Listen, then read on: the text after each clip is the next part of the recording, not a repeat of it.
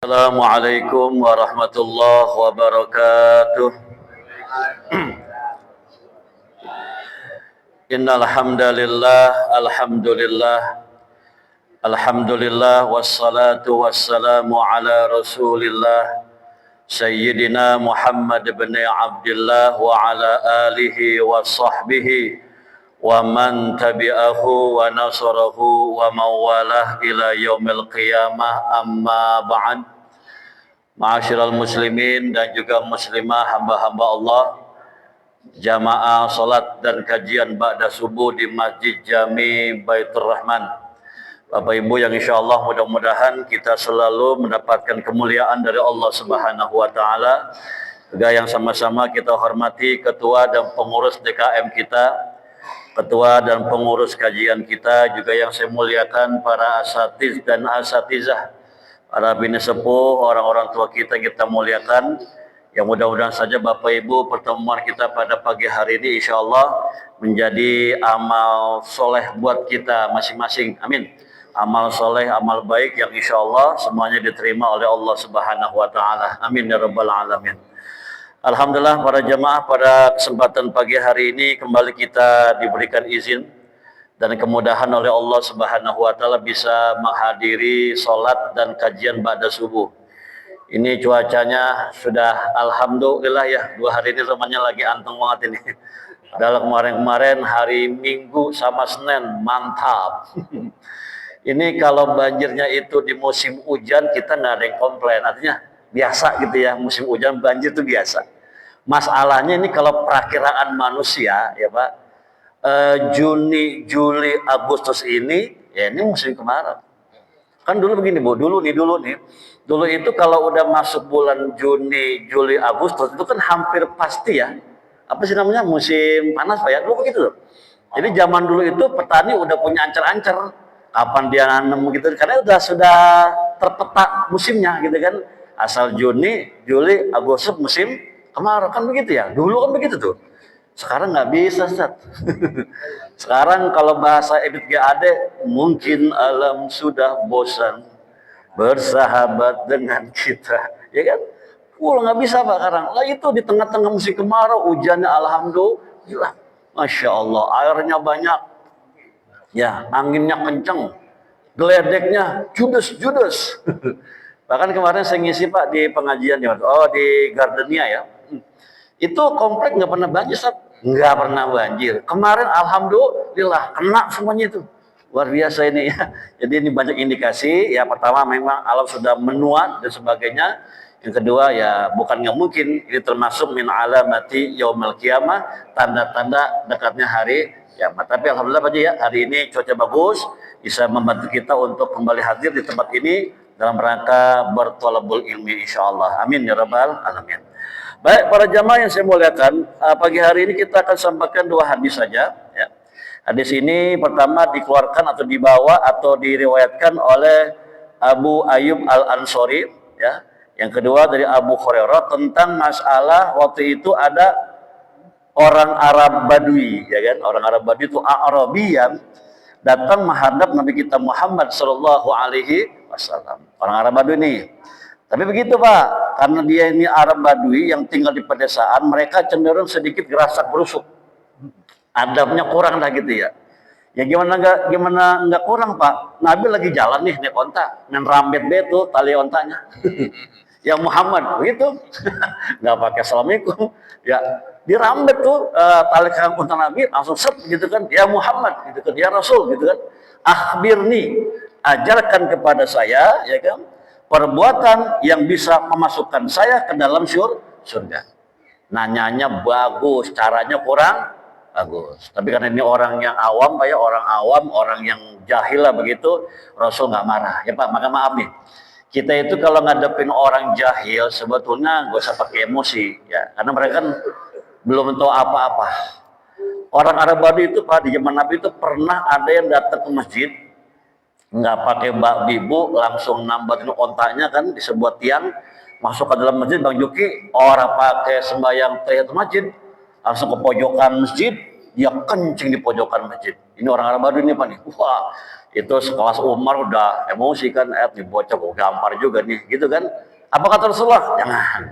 Ini orang belum paham. Cukup ambil air seember, siram kencingnya, suruh bocahnya kemari. Gitu. Diajarin sama itu. Ya, jadi ini cara kita menghadapi orang-orang bodoh ya seperti itu Pak. Ya, kedepankan pendekatan yang lebih baik. Ya, cuma kalau ada orang yang pura-pura bodoh, beda nih. Bodoh dengan pura-pura bodoh beda sama Pak. Beda nggak? Ya beda. Kalau bodoh mah kan emang awam nggak tahu tuh, ya kita baik-baik lah. Ya cuma kalau udah dia tahu, dia paham, dia langgar juga, sengaja, ngeyel, nantangin, takol aja palanya udah. Ya, butuh sedikit ketegasan ya. Ya Muhammad, sampaikan padaku amalan yang bisa menjadikan saya jadi ahli surga. Apa kata Rasulullah? Ta'budullah wa la tusyrik bihi syai'an wa tuqimas shalah wa tu'tiyaz zakah wa tasilur rahimah. Kata Nabi, engkau beribadah kepada Allah, jangan menduakan Allah, dirikan salat, bayar zakat dan hubungan tali silaturahim. Ini hadisnya hadis pertama. Yang kedua sama nih Pak, cuma ada tambahannya di sini. Apa? Wa tu'addiyaz zakah al-mafruḍah wa tasumu Ramadan ya. Engkau bayar zakat yang wajib dan berpuasa pada bulan Ramadan. Nah, para jamaah ini sebetulnya sama ya. Jadi kalau kita pengen jadi ahli surga, yang pertama itu adalah melaksanakan Allah punya perintah. Ya. Plus menjaga tali silaturahim. Ya. Jadi kalau bisa sama ikhwan kita Pak, seiman seagama yang boleh jangan gampang-gampang ribut lah. Ya. Kalau beda-beda tipis mah kita saling apa sih menghormati aja lah Pak ya. Jangan kebangetan galak sama orang. Apa kita ini kan apa ya ikhwatun kata Nabi saudara ya bagaimanapun kita butuh saudara kita. Oh enggak Pak Ustaz, saya nggak butuh mereka sama saya nerima saya silakan, benci saya pun nggak masalah Pak Ustaz, saya nggak butuh mereka. Sombong orang begini Bapak Ibu, besok kalau mati kita liatin yuk. Kalau mati kita liatin kira-kira kalau dia mandi dimandiin apa? Mandi sendiri? Nggak mungkin Pak. Ya nggak bisa. Kita itu makhluk sosial nih Pak. Biar bagaimanapun kita butuh orang lain. Ya kan begitu. Ya nggak usah urusan gede-gede lah ya Pak. Tersenyum saja, senyum Ibu, senyum. Yang kata Rasul kan termasuk amal yang luar biasa Pak ya. Artinya kan bisa berdampak sedekah senyum itu. Senyum aja Pak. Ibadah yang paling ringan kan begitu. Ternyata masih butuh orang Ustaz. Masih butuh orang. Coba Bapak Ibu senyum ya kan dengan dalih sodako, senyum senyum. Orangnya kagak, apa kata orang sini? Dari kapan dia begitu? Ya kan? Jadi senyum aja Pak, yang namanya ibadah paling ringan itu butuh orang. Lebih-lebih ibadah yang lain kan, kayak macam saya nih ya. Saya ngisi tausiah kuliah subuh. Kok bisa ngisi di sini? Ya karena kan ada mustami, ada pendengar. Coba kalau saya dewekan di sini. Sama dewekan, zamannya orang ada. Ya viral di medsos. Udah lama ini begitu dia. Dia nggak boleh Pak. Jadi kalau kita ada konflik, segera berbaikan. Kenapa? Silaturahim ternyata termasuk kuncinya surga. Bayan Pak. Jangan lama-lama. Ingat Bu, berapa lama kita boleh marah sama orang? 3 hari. Berapa lama? Bu, ilah apalnya 3 hari. Romanya ngamalin semua ini. Kalau bisa mah jangan gitu ya. Tapi kalau emang wah ini udah kebangetan Pak, saya boykot dia barangkali ya tafadhol. Berapa lama? Nabi itu hanya memberikan tenggang waktu 3 hari. 3 hari. Itu pun dalam konteks untuk mendinginkan suasana hati. Ya, jadi bukan untuk macam-macam untuk menghilangkan suasana hati. Jadi kadang-kadang gini Pak. Kadang-kadang Bu, kalau kita kesel sama orang, kadang-kadang kita perlu sedikit menjauh dari orang itu. Contoh gini, Bapak Ibu, udah pernah belum konflik sama laki bininya? Wah, jangan dikata. Pernah ya? Oh, pernah. Nah, kira-kira Nabi kita Muhammad sama bininya pernah nggak Bang? Ada konflik? Ada nggak? Ada. Kenapa nggak pernah membuncak ke permukaan? Karena Rasul nggak pernah ngejabanin. Paham sih? Jadi ketika bininya itu marah ya Rasulullah ya imbangnya dengan senyum gitu kan, sabar. Bahkan nggak jarang Pak ditinggal begitu aja. Ya kan? Karena kalau kita papagin, ya itu dia marah nih, kita papagin. Dia ngomong, kita potong, kita sautin, ya meleduk. Jadi cooling down sebentar. Ya, kita tinggal sebentar. Ya, contoh nih. Ibu lagi kesel sama suami ini, umpaman ibu. Kamis siang ya, pas pengajian Baitur Rahman, Kamis siang. Kamis. Wah, bete banget deh, si aki-aki rese banget dah gitu ya. Ibu tinggal ngaji aja bu. Ya, ibu ngaji dari jam 1 sampai jam 3, 2 jam. Alhamdulillah, ada semacam upaya mendinginkan suasana. Walaupun ntar pulang ke rumah, ketemu lagi baik, gedeg lagi aja. Tapi lumayan, 2 jam ada recovery kondisi hati. Jadi jangan diperpagit. Ya, Pak. Kalau saya sudah mulai Pak, sudah mulai belajar gitu ya, mati dah. Jadi kalau perempuan kita Pak marah nih sama kita nih karena kita salah barangkali ya, udah dengerin dulu aja. Ya. Kalau dia ngomong nih, kita kalau kaki nih, ego kita tinggi ya Pak. Dia ngomong, kita papagin, kita sautin, itu malah panjang urusan. Ya, dengerin saja. Di sini kalau kata para ulama, cara melatih diri untuk gampang mendengarkan nasihat dari orang lain, melatih bagaimana? Dengan cara mendengarkan ocehan bini kita. Karena bini Ustaz, karena bini itu kan di bawah kita Pak, makmumnya. Kita belajar ngedenger ocehan makmum, itu kan bagus, ya enggak? Kalau Bapak salah nih, ditegur sama Ustadz, Bapak enje, wajar, Ustadz negur kan? Ya kan? Atau Bapak sebagai pegawai gitu kan ditegur sama atasan, Bapak diem aja, wajar, pimpinan kan? Lah ini bini kita, ngomelin kita, lagu-lagu apa kan gitu. Bapak diem, ya kan? Bapak simak baik-baik, itu melatih diri untuk bisa menerima nasihat dari siapapun juga. Saya udah pakai begitu. Gua antepin dia ngomel, dengerin dia dulu. Ya kan? Udah kenyang? Udah belum? Udah, gantian ya. Sekarang ayah ngomong nih. Nah, beres tuh. Kalau dia ngomong, kita ngomong, dia ngomong, kita ngomong, ya kan dia nyerang, kita serang lagi. Wah, aduh. Malah dulu urusan itu. Ya. Umar bin Khattab itu termasuk contoh yang sangat bagus. Walaupun dia dikenal sangat galak, gahar, tegas, ya kan, sangat punya wibawa tinggi. Jangankan orang Pak, syaitan pun takut kepada Umar bin Khattab. Jangankan manusianya, bayangannya aja syaitan takut. Mau nggak Bapak, Ibu, mau nggak setannya? Mau nggak Medi takut sama kita, mau nggak Pak? Mau nggak? Ada ilmunya nih, bener. Mau nggak Bu? Ibu lewat, Bapak lewat, bayangannya aja, Medi takut, mau nggak? Ini bukan ilmu klinik Pak, ini ilmu amalan.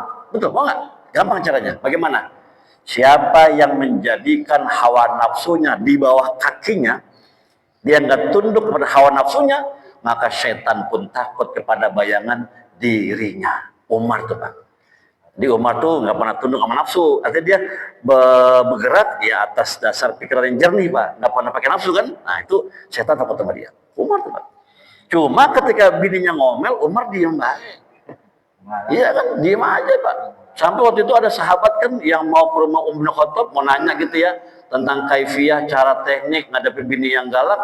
Dia sampai nggak jadi nanya. Gimana ya? Karena bagaimana mau nanya sama Umar? Umar bagaimana cara ngadepin bini yang galak? Umarnya jadi diem baik, bininya ngomel. Gitu. Ini bukan takut Pak, menghargai. Ya. Karena begitu dia marah kita papagin, kita serang, itu malah luar biasa. Dampaknya jadi kita ngalah, jaga silaturahim 3 hari berturut-turut. Nah hari keempat bagaimana puasa? Hari keempat itu kalau bisa udah bayan. Harus. Ada satu Bapak Ibu, resiko kerugian palingnya, mungkin bukan paling kecil ya. Paling yang kita nggak duga kali ya Pak. Apa tuh? 4 hari kita masih marahan, ada satu resiko nih yang kita terima. Apa? Kemungkinan besar doa kita sementara waktu akan Allah tunda pengabulannya sampai kita berbaikan kembali. Contoh nih, ini pengajian berisi orang-orang soleh, amin. Orang-orang solehah, amin, ya kan? Nanti saya baca doa nih kan, doa. Terus saya doa, apa kata malaikat? Apa kata Allah? Jibril, tolong kabulkan semua doa orang-orang di Baitur Rahman, ya kan? Karena Allah redha kan dengan kita, insya Allah. Cuman yang di pojok jangan dikabulin dulu. Yang mana ya Allah? Yang di pojok, nyender. Tahan dulu dia tuh. Mengapa? Itu orang lagi marah sama saudaranya. Sampai gini hari, udah 2 minggu belum negor. Tunda dulu, sampai dia baikan lagi. Mamam dah lo. Yang lain dikabul, dia belum. Kenapa? Satu, dia punya kesalahan. Silaturahim putus, lebih dari 3 hari belum berbaikan kembali. Ya Bu ya, makanya suka nggak suka, siap nggak siap, hari keempat sudah berbaikan kembali. Ini pun kalau masalahnya berat, Ibu, Bapak. Kalau emang nggak berat masalahnya, barangkali masalah biasa, faster better. Apa Pak? Faster, apa faster better? Lebih cepat, ya bagus. Jadi jangan ngabisin tempo. Contoh nih, kita kesel mulai pagi Sabtu. 3 kali 24 jam itu hari apa kita bayarnya Sabtu? Ini Sabtu nih, Sabtu pagi ya. Entar begitu kita lagi kopi morning, kita kesel sama dia nih, gondok nih. Hitungan tadi tuh 3 hari, berarti kan 3 dikali 24 jam. Hari apa kita bayarnya? Ini kan Sabtu subuh ya, Sabtu subuh, Minggu subuh, Senin subuh, Selasa subuh, benar kan? Jadi Minggu subuh, Senin subuh, Selasa subuh. Jadi salat subuh itu apa? Harus sudah mulai ada apa namanya niat untuk memperbaiki diri. Apa harus Pak Ustadz nunggu sampai salat subuh? Ya kagak. Kalau entar kita kesel nih, besok pagi sudah ada suasana yang nyaman, ya besok kita berbaikan kembali. Ya Pak ya. Jadi 3 ini hanya batas maksimal. Kalau emang kita ada sedikit konflik ya, jelas ya. Jadi beriman sama Allah, sholat, puasa, zakat gitu kan. Ya Islam itu isinya yang tadi yang kelima atau keempat adalah watasilur rahima, menghubungkan tali silatur rahmi, jangan putus. Insya Allah kata Nabi, yang mengamalkan poin-poin ini termasuk daripada ahli surga. Amin ya robbal alamin. Nah para jamaah, kalau ngomongin surga, mohon maaf ya, ini tolong kedepankan dalil-dalil nakli ya. Karena surga itu Bapak Ibu perkara goib ya. Pak yakin Pak surga? Yakin. Dari mana yakin Pak? Kalau Allah yang menyampaikan lewat firman-Nya, Nabi yang menyampaikan lewat sabdanya, kita percaya. Dah itu aja. Ya, infonya emang nggak begitu banyak, tapi itu termasuk perkara keimanan. Tapi yang pasti ada beberapa hal nih Pak yang Bapak mesti tahu. Pertama, surga itu tidak akan diisi oleh orang-orang yang tua. Kakek-kakek, nenek-nenek, orang ada di surga. Bures. Surga bukan tempat buat aki-aki sama nenek-nenek. Waktu itu ada nenek yang ini bilang, ya Rasulullah, apa amat saya. Kata nenek ini, saya kan suka ibadah ya Rasulullah, kok bisa begitu?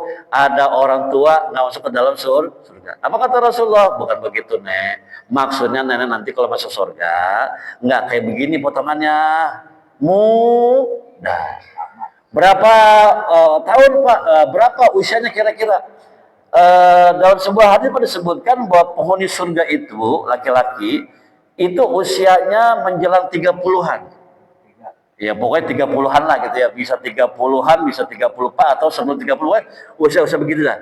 Usia-usia sedang gagah-gagahnya. Wah, mantap kan? Iya dong. Wah, mantap ya. 30-an tahun tuh gagah kita. Hah? Saya 50. Saya 50. Jadi udah kurang gagah. 50 saya. Ya. Tapi dulu zaman masih muda mah bukan main. Gagah Pak, gagah. Dan diberikan kemampuan ya, kemampuan laki-laki itu lebih tinggi daripada di dunia. Ya, jadi kalau masalah fisiknya gagah, juga punya kemampuan yang luar biasa. Nah, kalau perempuan itu kisaran 20-an tahun. Ada yang mengatakan 17. Yang penting masih pada muda.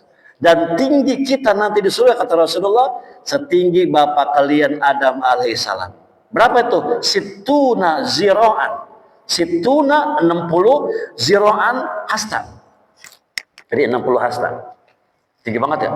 60 hasta itu kalau dimeterin lebih kurang ya 30 meter. Jadi Nabi Adam itu tingginya 30 meter. Ini kalau Nabi nggak ngomong kita nggak bakal tahu nih. Ya situna ziro'an. Ustaz, kalau gede begitu kayak apa tempatnya? Ya luas lah. Ya Pak, jangan disamain ya, jangan disamain tingginya kayak Betroman tinggi ya, gede lagi lah, 30 meter. Wow, tinggi. Jadi yang sekarang ini badannya imut-imut, unyu-unyu ya, nggak usah minder ya. Nanti kalau masuk surga 30 meter. 30 meter tuh, mantap ya. Setinggi Nabi Adam alaihi salam ya, tapi ya bismillah zaman sekarang anak cucu Adam nggak ada segitu tingginya. Ya, kita paling 1 meter lebih, 2 meter lah, ya kan 3 paling gede itu. Jarang, pokoknya 30 meter. Dan di situ kata Allah Subhanahu wa taala, apapun yang kita inginkan jangankan terucap. Ya kan? Di apa sih namanya? Kita ngomong dalam hati aja kan Allah lebih tahu. Nah, langsung tersedia apa yang kita inginkan. Ini luar biasa, Pak. Jadi mala ainun ra'at wala uzunun sami'at wala khatara ala qalbi bashar. Kata Rasulullah, aku siapkan kata Allah untuk hambaku yang soleh, surga, nikmatnya, kesenangannya, mala ainun ro'at, nggak pernah kita lihat, nggak pernah. Wala uzunun sami'at, nggak pernah terdengar oleh kuping kita. Dan ajaib, wala khatara ala qalbi bashar, dan tidak pernah kepikiran kayak apa indahnya surga di luar kita punya logika. Itu luar biasa. Sama dengan neraka, Pak. Mohon maaf ya. Kan kemarin sempat ada tuh video di IG ya, yang ada sekelompok anak-anak muda sih bikin bikin konten gitu kan. Jadi dia background neraka, kayak neraka gitu kan. Dia bikin kayak macam pelecehan ya. Hari pertama di neraka, gerah, begitu kan. Dia neraka berenang begitu ya. Saya bilang ini sebetulnya dalam agama nggak boleh. Bapak Ibu kalau baca surah At-Taubah ayat 566 itu nggak boleh membercandain atau bercanda ya tentang perkara-perkara iman dan agama kita, nggak boleh. Ya, di neraka itu Pak jangan dibercandain. Itu kan yang kita tahu kayak begitu. Aslinya Pak lebih dari itu, jadi sampai ke surga. Jadi kalau di neraka itu apa? Siksaannya, kekejamannya, ya kan dahsyatnya, seremnya itu nggak pernah kita lihat. Nggak pernah kita dengar. Makanya apa? Nggak pernah kepikiran dahsyatnya neraka. Contoh gini aja deh. Apa kata Rasulullah? Neraka itu apinya ya 70 kali lebih panas dari api terpanas yang pernah dikenal oleh manusia. Contoh nih Pak. Api Bu Bapak yang paling panas yang pernah orang kenal apa sih? Lahar ya? Lahar ya, lava kan, magma ya. Yang itu yang dari gunung berapi kan? Itu paling panas lah tuh. Wah, itu sekian derajat Celcius, panas banget itu. Nah, neraka Bapak Ibu apinya 70 kali itu. Ya. Jadi jangan dibercandain nih, ya kan? Jadi kalau lava, magma, lahar itu panasnya luar biasa, neraka 70 kali itu. Dan neraka apinya kata Rasulullah bukan merah, bukan biru, bukan putih, hitam. Coba itu. Monjoki, apinya aja hitam. Bagaimana yang masuk ntar? Apinya aja hitam. Apinya hitam Pak. Coba kompor gas, kan biru ya? Biru kan? Api kita tuh, api unggun kan merah. Dia hitam, apinya aja hitam. Nah kalau apinya hitam bagaimana yang dibakar di situ? Waduh luar biasa. Ya. Dan dalamnya luar biasa. Nih Bapak Ibu. Dalam kitab Riyadhus Shalihin, ini hadis sahih juga. Rasulullah sedang berbicara dengan para sahabat. Ya kan berbicara. Ini emang kalau di zaman Nabi itu Pak banyak hal-hal yang terjadi keajaiban karena emang ada Rasulullah kan. Dia ngobrol nih, tiba-tiba bunyi benda berat besar jatuh, wah gitu. Pokoknya semua geger lah gitu kan. Sehingga sebagian sahabat ada yang lari mencari suara apa itu, ya kan. Cari, nggak pernah ketemu. Balik mereka, Nabi tanya, tahu nggak tadi suara apa? Nggak ada ya Rasulullah, nggak ada jatuh. Oh, duduk. Hari ini kita beruntung kata Rasulullah. Allah izinkan kuping kita hari ini mendengarkan sebuah suara yang sebetulnya mustahil kita dengar ketika itu. Jadi suara ajaib, ya kan? Yang nggak mungkin kita dengar. Cuma hari ini Allah kasih izin kita punya kuping mendengar semua suara itu. Apa kata Nabi? Tadi tuh yang suara gedebuk tadi tuh yang buah begitu besar itu bunyi suara batu ya, batu besar yang dijatuhkan oleh Allah ke dalam neraka, ke jurang neraka yang tercetek, yang paling dangkal ya, itu dijatuhkan 70 tahun yang lalu dan barusan tadi sampai ke dasarnya. Itu yang paling cetek. Batu butuh waktu 70 tahun, yang berat, yang antep, yang stabil 70 tahun baru sampai ke dasarnya. Itu jurang yang terdangkal. Wih, luar biasa Pak Juki. Kalau batu aja lama 70 tahun, kalau orang bagaimana itu? Yang entengan dikit, itu Pak. Jadi jangan dimain-mainin, ya nggak boleh. Itu perkara iman. Kok yakin situ? Ya gue mah yakin. Allah yang bicarakan, iya. Ada ayatnya ada. Sami'na wa ta'na. Yang pakai akal, ya. Yang bercanda pakai masalah agama, masalah imannya kan dia presetin, dia bercandain, neraka bunyi doang ya, nggak seberapa sifar. Cek aja Pak, surah At-Taubah ayat 65 aman 66. Allah sangat marah kepada orang-orang seperti itu ya. Jadi masuk surga ini Bapak, ini masalah gaib dan kita berharap ya insya Allah semua jadi ahli surganya. Amin. Ya, bagaimana caranya? Tadi laksanakan rukun Islam ya, setelah beriman kepada Allah dan jaga silaturahim. Nah, Bapak, ada satu ini yang paling penting nih. Ini kunci surga yang paling utama, ya kan? Setelah iman ya. Bahkan disebut-sebut dengan hal yang satu ini, walaupun ibadah kita biasa-biasa aja, Allah akan berikan surga kepada kita. Ya, kita sholat standar, Pak.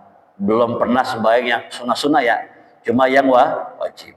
Puasa cuma Ramadan doang. Zakat cuma zakat fitrah. Haji belum. Umroh baru nabung, ya kan? Pokoknya biasa banget dah.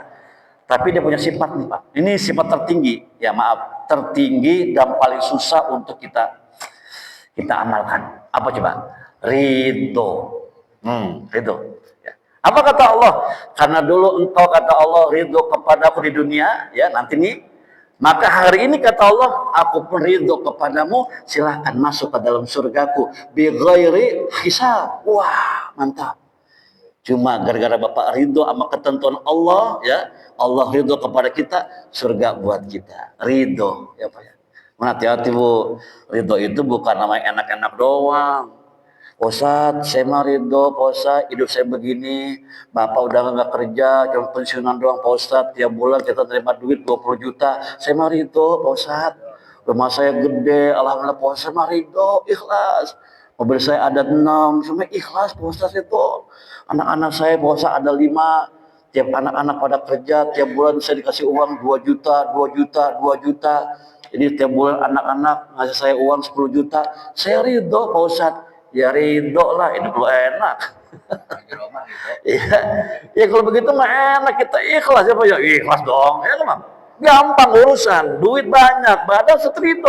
Kapan-kapan kita susah di sini Pak, ridho yang sebenarnya itu dia susah Pak ini, ya kan? Allah nih ngasih ketentuan yang baik, ya kita ridho dong pasti. Nah begitu yang buruk, ridho juga kita, wah ini luar biasa. Makanya dalam ilmu tasawuf ini makom tertinggi Pak, tertinggi, hanya orang-orang tertentu yang bisa masuk ke sini. Kenapa? Emang luar biasa Pak, berat. Ya, pengen coba sakit, ya nggak ngeluh, nggak apa, dinikmatin aja sama dia, berobat, ya ikhtiar, kok belum sembuh, nggak pernah ngucap yang aneh-aneh, ya Pak ya, ikhlas, itu. Aneh pernah Bu, Pak, saya pernah dimintain tolong sama jamaah saya nih, ini nyata nih. Jamaah saya itu masih muda kayak antum gitu ya. Pak Ustadz bisa nggak hari Minggu besok lah gitu ya datang ke rumah saya. Ada apa ya saya bilang gitu. Ada acara nggak Pak Ustadz? Tolong apa katanya nasihatin bapak saya. Bapak situ ngapa emang saya bilang gitu kan? Bapaknya sakit Pak Ustadz, sakit parah, udah udah hampir mau setahun gitu ya. Memang gitu Pak Ustadz, jadi ngomongnya jelek. Jadi bapaknya ini dulu waktu masih gagahnya itu ahli ibadah, ke masjid rajin, ya anak yatim nyantunin juga mantap dah, punya orang soleh Pak ya, puasa rajin segala macam, pokoknya mantap banget dah. Udah pensiun barangkali saat dia sakit nih, sakitnya hebat-hebat Pak, pokoknya penyakit serem-serem dia punya semua tuh. Dia bilang begini, kata anak ini, ya Allah, mengapa saya begini gitu ya? Kan saya dulu katanya rajin sholat, saya rajin ibadah. Mengapa saya jadi begini sekarang? Jadi kayak orang apa sih? Kayak orang komplain pas sama Allah gitu kan. Begitu, udah gitu galak, galak kata dia. Datang Bang Juki saya ke rumah dia ya. Assalamualaikum, waalaikumsalam. Bener galak Ustaz. Jawabnya aja begitu, waalaikumsalam. Aduh galak kayak gimana? Sehat Baji satu gitu kan? Sehat Baji. Sehat. Ya begini dah, kata begitu gawat. Orang Haji, sakit apa emangnya? Banyak. Begitu, bukan galak banget dah.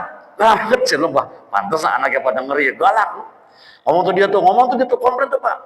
Dia kata pernah ini kalau ini sebagainya. Pak Haji, tahu nggak Nabi Ayub? Saya bilang gitu. Tahu, Haji.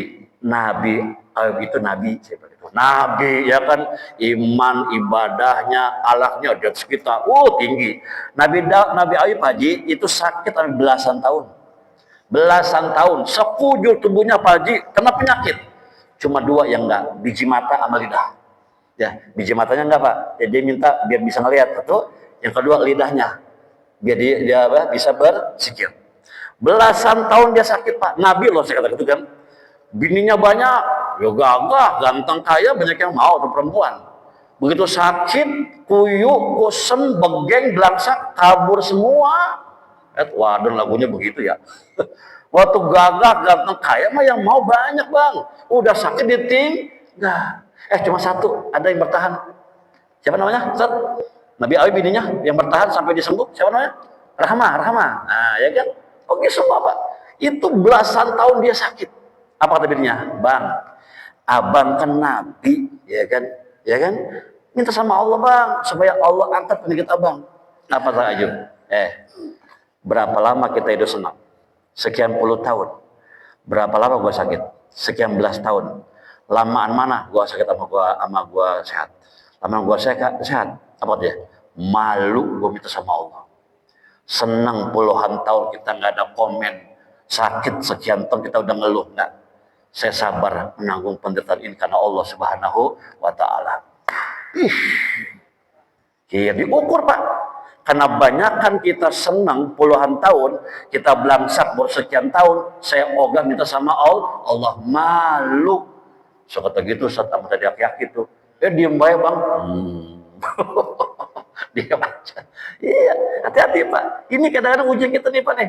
Ya kan? Soleh, bagus, benar. Begitu udah tua, penyakitan. Gak usah ngeluh, Pak. Di sini kuncinya, Pak, sebetulnya. Kalau Bapak Ibu ridho sama semua ketentuannya, dengan amalan yang biasa-biasa saja, Bapak Ibu akan jadi ahli surga. Amin dong. Ridho, Pak. Ridho. Ikhlas ya. Dapat duit dari anak 2 juta, anak kita 5, ridho tiap bulan. Ikhlas ya. Bapak orang ngapa-ngapain, orang kemana-mana, megang 10 juta tiap bulan, ridho. Padahal sehat, ridho enak ya. Tapi kapan kita susah, Pak? Inilah ujian dari Allah Subhanahu wa Ta'ala. Paham ya? Jadi ridho ini, Pak, sikap iman ya, sikap iman, sikap jiwa, akhlak kita kepada Tuhan. Ini tertinggi, Pak. Enggak semua orang bisa, termasuk saya, Pak. Berat banget. Kemarin tuh jamaah saya juga banyak yang ngeluh banjir. Saya tanya, Bu, di sini pernah banjir nggak? Nggak pernah, bosan. Baru kemarin ya? Iya. Ibu bolos sekolah aja udah ngomel-ngomel sih gitu. Lu kita seneng mah diem-diem baik kita, ya kan, anteng-anteng aja, begitu sekali aja Allah sentil, wah lu ngomongnya udah, ya Allah, nanti dulu. Ini Pak nih, ini makom tertinggi, namanya ikhlas dan ridho. Jelas ya? Jadi kalau masuk surga bagaimana caranya? Iman kepada Allah, jangan syirik, jangan musyrik, yang menduakan Allah. Yang kedua adalah sholat yang benar, yang bagus.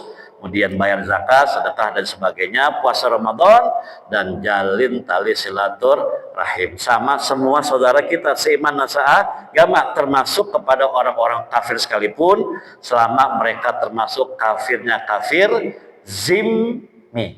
Ya.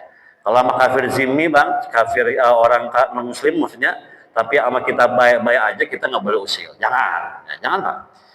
Ya, apa kata Nabi? Yang mengganggu kafir zimmi berarti mengganggu diriku. Ini kafir orang non muslim tapi sama Islam tuh nggak pernah bikin masalah. Itu kafir zimmi namanya. Tapi kalau kafir harbi, ya kan, yang emang sama kita reseh, rusuh, nyerang duluan, defensif, kita bela diri, nggak apa-apa. Ya, paham ya? Jaga baik-baik, Pak.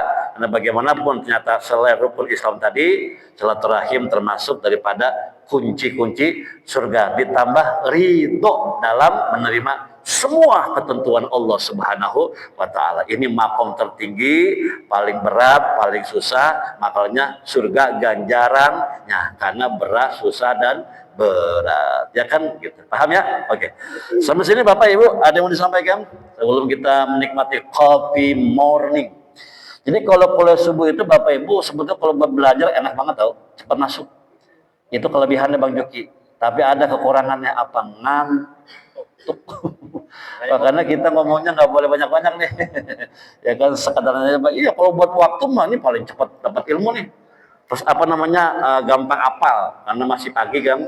Tapi tadi ada kekurangan dikit ngantuk. Tapi enggak juga ah.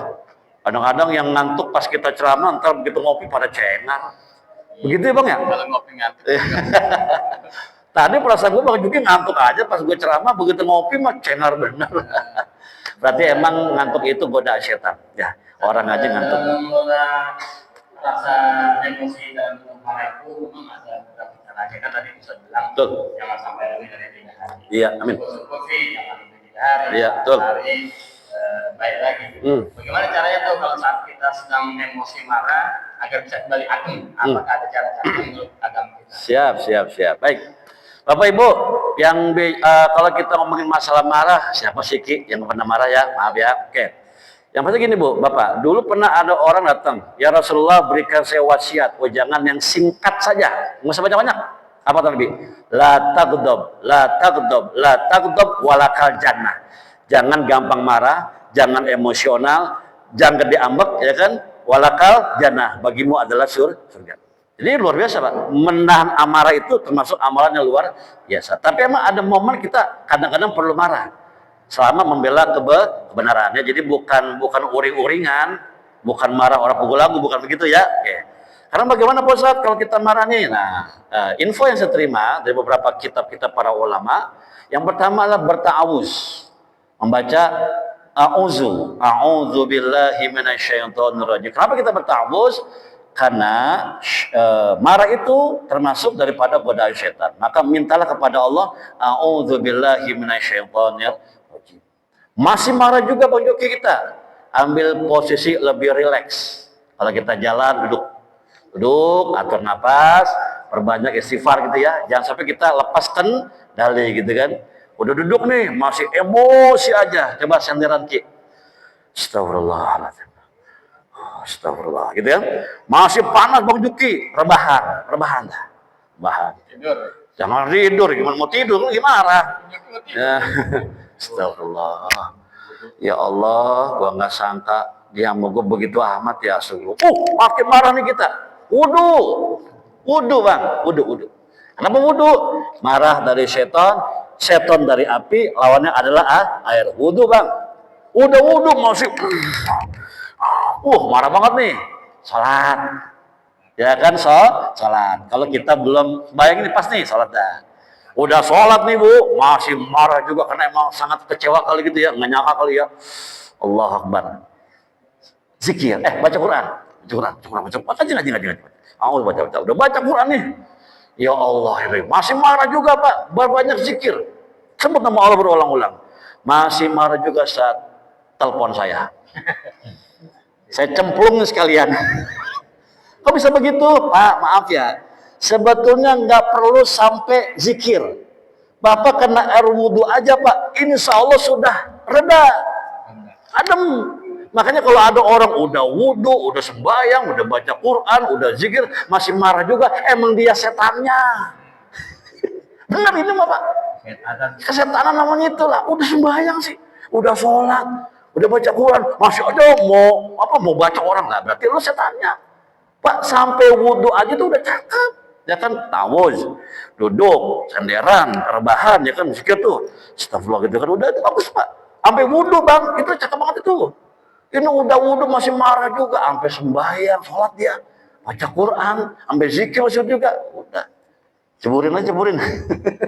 Jadi insya Allah nggak sampai ke situ. Makanya Pak, wudhu itu udah bagus ya kan, secara fisik kita lebih rileks ya kan, kita punya urat yang tegang udah rileks, kena air kan begitu ya. Kalau sampai sholat, sampai kita baca Quran masih marah juga, saya khawatir dialah syaitan Nah, itu. Jadi dengan cara itu insya Allah berikan kita ketenangan. Boleh Pak kita marah? Ya boleh dalam urusan, ya maaf ya, membela yang benar. Nabi itu marahnya ya karena Allah Pak. Jadi bukan marah karena faktor pribadi satu, dan bukan marah yang nggak jelas uring-uri. Nah, kalau kita uring-uringan banyak kan ya. Ya kan, ini salah, itu salah. Itu uring-uringan namanya. Itu ambek banget gede itu. Ya, tapi kalau marah itu penting, perlu, ya kan? Ya silakan. Tapi hati-hati Pak. Kalau dulu kata Agim dalam ceramahnya, semakin lama kita marah, semakin tak terkontrol kita punya sikap dan ucapan. Betul nggak? Ya kan? Makin lepas kendali Pak. Ya, karena kita kan marahnya makin panjang. Jadi kalau bisa jangan lama-lama ya. Karena orang yang marah itu saat kata Rasul seperti mainan bagi anak kecil terhadap setan. Jadi kalau setan itu anak kecil, kita mainannya lempar sono, lempar sini, udah kita dibuat apa aja karena kita lepaskan kendali gitu ya. Jadi antum ta'awuz, duduk, senderan, rebahan sama wudu. Insya Allah antum reda amarahnya. Kalau masih marah juga, telepon. Gua ceburin sekalian lu. Insya Allah nggak sampai ke situ juga kita udah pada reda insya Allah ya. Yang penting jangan lupa dampak buruknya kita marah berlebihan sangat merusak ya. Kan ada kan orang suami bunuh istri ya kan gara-gara minta apa nggak dikasih begitulah. Jadi udah lepas kendali Pak, udah habis ya. Nauzubillah, jangan Pak. Ya.